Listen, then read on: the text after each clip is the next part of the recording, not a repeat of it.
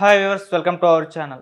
రాజమౌళి గారు అండ్ మహేష్ బాబు గారు వీళ్ళ కాంబినేషన్లో ఒక మూవీ రాబోతుందన్న విషయం మనందరికీ తెలిసింది. సో ఈ మూవీ ఎప్పుడు స్టార్ట్ అవుతుంది, ఎప్పుడు రిలీజ్ అవుతుంది అన్న విషయాలు ఏం తెలియకపోయినా ఇప్పుడైతే ఈ సినిమాకి సంబంధించి ఒక ఇంట్రెస్టింగ్ వార్త అయితే సోషల్ మీడియాలో వైరల్ అవుతుంది. అదేంటంటే ఈ మూవీ బడ్జెట్ అరౌండ్ ఒక 1000 crores నుంచి 1500 crores మధ్యలో ఉంటుందని చెప్తున్నారు. నిజంగా అంత బడ్జెట్ పెడుతున్నారా మరి ఈ మూవీకి? ఒకవేళ పెట్టినా అది రికవరీ చేస్తుందా లేదా? సో ఈ అంశం మీద డిస్కస్ చేయడానికి ప్రజెంట్ మనతో పాటు సీనియర్ జర్నలిస్ట్ జయదేవ్ గారు ఉన్నారు. వారితో ఒకసారి డిస్కస్ చేద్దాం. సార్ నమస్కారం సార్. సార్ ఇప్పుడైతే మహేష్ బాబు గారి ఫ్యాన్స్తో పాటు కామన్ సినిమా లవర్స్ అందరూ కూడా ఈ కాంబినేషన్లో మూవీ కోసం వెయిట్ చేస్తున్నారు. అయితే ఈ మూవీ ఎప్పుడు స్టార్ట్ అవుతుందో తెలియదు. ప్రీ ప్రొడక్షన్ వర్క్, స్టోరీ మీద వర్క్ నడుస్తుందని చెప్తున్నారు. అయితే ఈ సినిమా బడ్జెట్ 1000 కోట్ల నుండి 1500 కోట్ల మధ్యలో ఉంటుందని చెప్తున్నారు సార్. మరి ఇంత బడ్జెట్ అంటే 1500 కోట్లు అంటే ఆల్మోస్ట్ బాహుబలి 2 కలెక్షన్స్. మరి ఇంత బడ్జెట్ రికవరీ చేయగలుగుతుందా? మరి ఉంటుందా ఇంత బడ్జెట్ తోటి సినిమా? మీ ఒపీనియన్ ఏంటి సార్? బాహుబలి సినిమాకి ఇప్పటికి ఆల్మోస్ట్ 2016 ఎప్పుడు వచ్చింది బాహుబలి. ఇది 2023, 24 అంటే 8 ఏళ్ళు అయిపోయింది. రీచ్ అయినా అయిపోవచ్చేమో. ఎందుకంటే ఎలా ఉందంటే సినిమా మీద ఫస్ట్ ఇంపాక్ట్ అంటే సినిమా మీద హైప్ క్రియేట్ చేస్తుంది. అది కావాలి. నెక్స్ట్ మార్కెట్ చేసుకోగలగాలి. దానికి తగ్గ ఇమేజ్ మెయిన్ హీరోకి ఉండాలి, డైరెక్టర్కి ఉండాలి. Hero already super star, director ఆ ఇమేజ్ ఉన్న హీరో. వాటన్నిటికీ మించి ఇప్పుడు ఎలా ఉందంటే తమిళ సినిమా, తెలుగు సినిమా, బాలీవుడ్, టాలీవుడ్, శాండిల్వుడ్ అవేటిలో ఇండియన్ సినిమా కదా. సో ఇండియాలో కాశ్మీర్ నుంచి కన్యాకుమారి వరకు ప్రతి మూలలో ప్రతి థియేటర్లో రిలీజ్ అవుతుంది. అదే పెద్ద ప్లస్ పాయింట్. మరి అయిపోయింది. ఒక చిన్న స్థాయి దసరా లాంటి మూవీలే ఈరోజు 100 కోట్లు క్రాస్ అయిపోయింది కదా దసరా మూవీ కదా. అది ఎన్ని కేంద్రాలు రిలీజ్ అయి ఉంటుంది, ఎన్ని రాష్ట్రాలు రిలీజ్ అయి ఉంటుంది చెప్పండి. మరి అలాంటప్పుడు ఇక్కడున్న 29 రాష్ట్రాలలో పోనీ పెద్దగా ప్రాబల్యం లేని రాష్ట్రాలు ఒక 9 తీసేయండి. 20 రాష్ట్రాల్లో ఎన్ని థియేటర్లు, ఎంత కలెక్షన్స్, ఎంత అమౌంట్, పైగా మీరు అన్నట్టు బాహుబలి ప్రకారం లెక్కలు చేసుకుంటే ప్రతి 20 ఏళ్ళకి ఎకనామిక్ రూల్ ప్రకారం ఒక 0 యాడ్ అవుతుందంట. అంటే 1500 కోట్లు 2016లో అయితే ఒకవేళ 20 ఏళ్ళు కాడైతే వర్స్ట్ కేసులు అని చెప్పేది ఎంత మెల్లగా ఆర్థిక వ్యవస్థ కుట్టుపడుతున్నా కూడా 20 ఏళ్ళ తర్వాత 1500 కాస్త 15,000 ఒక 0 యాడ్ అయితే ఎంత అవుతుంది? 15,000 అవుతుంది. అంటే ఎన్ని రెట్లు? 10 రెట్లు కదా. సో మేబీ ఆ ప్రకారం కూడా కాస్ట్ ఆఫ్ లివింగ్ పెరిగిపోయింది, కాస్ట్ ఆఫ్ ఎక్స్పెండిచర్ పెరిగింది, సినిమా నిర్మాణం కూడా భారీగా పెరిగిపోయింది, ప్రతిదీ పెరిగిపోయి బిఫోర్ కరోనా ఆఫ్టర్ కరోనా అనేది ఒక సగటు మనిషి ఎక్స్పెండిచర్ కూడా 40% పెరిగిందంట. 40% అంటే చూసుకోండి ఎంత. 40% అంటే ఒక 100 రూపాయలు ఉన్నది 140 రూపాయలు అయిపోయింది కదా. 100 కాబట్టి 140 పెద్ద వేరియేషన్ అనిపించకపోవచ్చు మీకు. కానీ ₹1 విలువ ఉన్నది ఈరోజు 1,40,00,000 అంటే ఎంత వాల్యూ అంటే 140% పెరిగిందంటే కదా.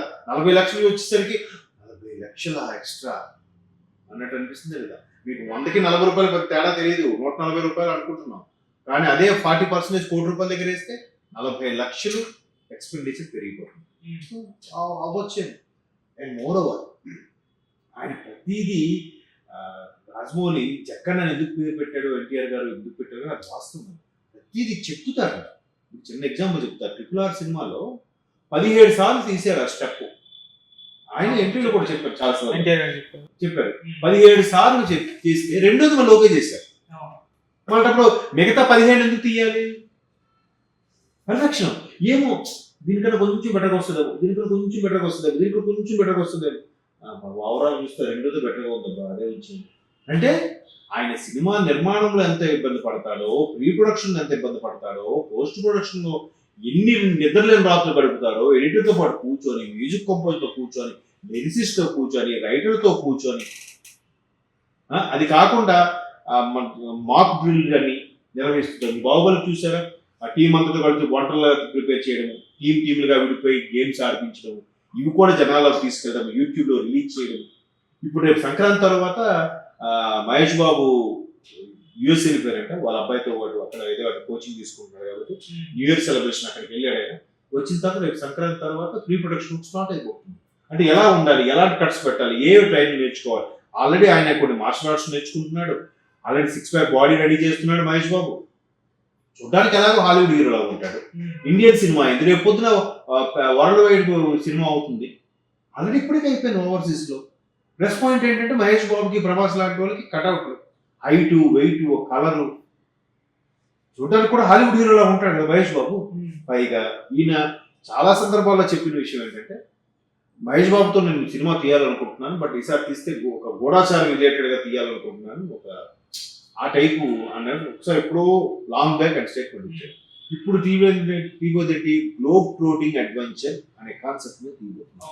అంటే ఒక pirates of the Caribbean movie, సముద్ర దొంగలు కానీ, లేదంటే ఆ ఎడారుల్లో సంబంధించిన ఇంటి ఎన్ని రకాలుగా ట్రై చేస్తున్నారో చూడండి. సో వీటన్నిటికీ వెళ్ళాలంటే ఆ టీము యూనిట్ వెళ్ళాలి, వాళ్ళకి ఫ్లైట్ ఛార్జెస్ అయిపోతాయి కదండి, ₹1,00,00,000 పైన. టీము, ఆ మంది, మార్పులము, ఆ కిట్టు, ఒక్కొక్కరు హోటల్ రూమ్స్ ఎంత అవుతుందండి? ఒక మామూలుగా ఒక ఫ్యామిలీ యూరోప్ ట్రిప్కి వెళ్తేనే దగ్గర దగ్గర 4-5 లక్షలు అవుతుంది కదా. అది కూడా ఏంటి, 3 nights 4 days కి. మరి ఇక్కడ టీము ఎన్ని రోజుల షెడ్యూల్, ఎంత బ్యాచ్ వర్క్లు, తర్వాత post production works, graphics, designing, editing ఎందుకు అవ్వకూడదు? ఇవాళ రేపు ఆ చిన్న చిన్న సినిమాలే సార్ 20 కోట్లు పెట్టాము సార్ అంటున్నారు. మొన్న నితిన్ గారి సినిమా ఎక్స్ట్రాకి 50 కోట్లు అయింది అంటున్నారు. కొందరు ఏముంది, ఫారెన్ వెళ్ళారా? లేదు. భారీ సెట్లు ఉన్నాయా? లేదు.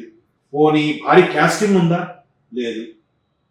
మరేంటి దానికి మరి 50 కోట్లు అయినప్పుడు రేపు మహేష్ బాబు సినిమాకి 1000 కోట్లకు ఆశ్చర్యం ఉందండి. 500 కోట్లు అయితే సింపుల్ కదా, 500 కోట్లు అయితే మీరు నమ్ముతారు కదా. 1500 కోట్లు వచ్చేసరికి క్వశ్చన్ మార్క్. 500కి ఇంకో ఎంత చెప్పినవన్నీ డీటెయిల్ గా మీరు రాసుకొని వెళ్తే అంతెందుకండి, మహేష్ బాబు రెమ్యూనరేషన్ అయిపోయింది. ఓపెన్ గా మాట్లాడచ్చో మాట్లాడకూడదు తెలియదు, కానీ వాళ్ళు చెప్తారండి నేను ఓపెన్ గా నేను తీసుకుంటానండి, ఆయన రెమ్యూనరేషన్ ఉంటుందని నాకు తెలిసి. మరి 1000 కోట్లు అయితే సింపుల్ కదా. మీరు అంటున్న 1500 కోట్లు, ఇంకా 500 కోట్లేగా, లేకపోతే ఇంకో 1200 కోట్లు వేసుకోండి, అవుతుంది. ఆ కలెక్షన్స్ కూడా అవుతాయి. ఇవాళ థియేటర్లు కాస్ట్ కూడా ఎలాగున్నాయి, రెంట్లు ఎలాగున్నాయి, టికెట్స్ ఎలాగున్నాయి. టికెట్స్ పైగా థియేటర్ మల్టీప్లెక్స్ లోకి వెళ్తే మనం పాప్కార్న్ కొనండి 350 అంటున్నాడు, 350 రూపీస్. ఆడు ఊరికే ఆడిపిస్తాడు పాప్కార్న్. ఆడు ఎందుకు అంత రేట్ పెట్టాడు? ఆ షాప్ వాడు కూడా మళ్ళీ మల్టీప్లెక్స్ వాడు థియేటర్ రెంట్ పే చేయాలి కదా.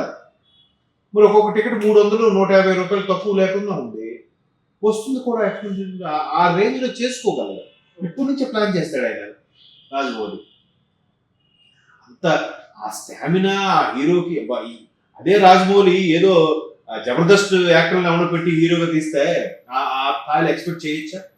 చేయలేదు. బట్ మోస్తరుగా అలాగే నేను వాళ్ళని తక్కువ చేసి మాట్లాడాను నా ఉద్దేశం. Mahesh Babu image super star కదా, ఇంతవరకు ఏవి కూడా ఫ్లాపులు లేవు, అలా వెళ్ళిపోతుంది. అట్టర్ ఫ్లాపులు అయితే లేవు, డిజాస్టర్ మూవీలు అయితే ఏం లేవు.